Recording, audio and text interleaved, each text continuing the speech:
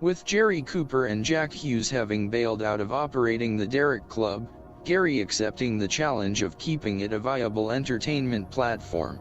A call to his friend Jerry Connell in Midwest City, informing him of the circumstances, inquiring about his playing availability. Discovering Jerry willing to return to the bandstand and take an active part in the club as a silent partner, investing financial assistance. With Connell on board, Gary's immediate concern was acquiring a drummer, his good friend Glenn having once again returned to Indiana, but having another person in mind. Bob Wallace was scripted, his self-assurance attenuated personality was blazing, but without a doubt substantiated by his vocal talent and percussion ability. Gary meeting this slender tall resemblance of an Elvis in the past during the Derrick Club's Wednesday sit-in night, his smirking curling lip projecting an attitude of ascendancy. With the departure of Jerry Cooper and Jack Hughes, Bob Wallace's arrival was heralded as an asset. His duo presentation, drums, and vocal was recognized as an ordained deliverance for the band. Gary's good fortune was short-lived. Jerry Connell was having family problems. Jerry's wife Donna wasn't happy with Jerry's Derrick Club affiliation, giving him an ultimatum, resulting in him apologizing to Gary, but bowing out of the Derrick venture. With Jerry's departure, Gary and Bob began a duo Monday through Thursday.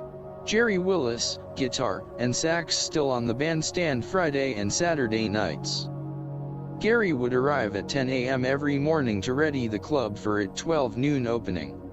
Early one afternoon a guitar conveying, 6'2" Stetson-adorned musician, named Kenny Canada entered. Asking Gary if he needed a singer, Gary replying, there was always a need for a good vocalist. Without hesitation, brandishing his guitar, Kenny took to the bandstand, Gary activating the PA system, the Stetson-adorned musician demonstrating his talent.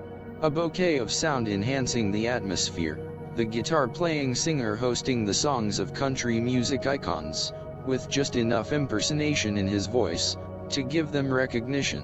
Without a doubt the pianist recognizing an immediate hire. Gary soon discovered the lanky musician retained an essence of humility, a warmness of personality prevailing in his character, a trait that would be recognizable and retain an immediate acceptance from an audience. Gary was astonished how Providence could change from a need to an abundance. The Oklahoma adjoining community of Edmond, population 16,000, was a closed environment to interlopers in the beverage dispensing business. A hierarchy status was in place. The established bars and clubs resenting the sudden procrastination of the Derrick Club. Gary was a believer in innovation, advancing the advent of live radio broadcasts from the club, a first for Edmond.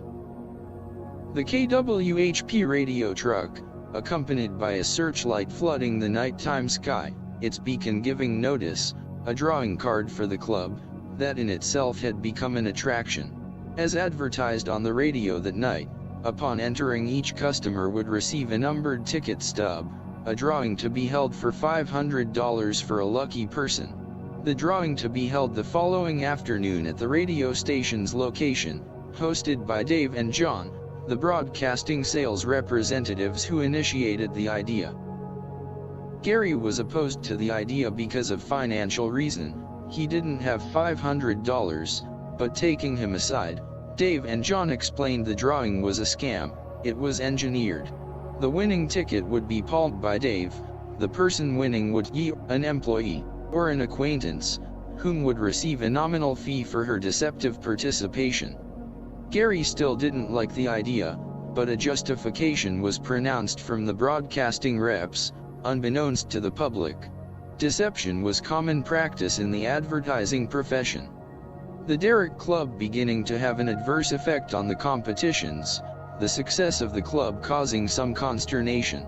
Gary concluding, besides adding a new entranceway door, redesigned bandstand, decorative candles placed on tables, and the installation of a large Derrick Club sign on Broadway, in all probability, it was the addition of Kenny Canada and Bob Wallace that was making the difference. With the success of the club came a continuous scrutiny and pressure from local law enforcement. It became apparent their reaction was a measure of the club's accomplishment. And the Derrick's horizon looked promising.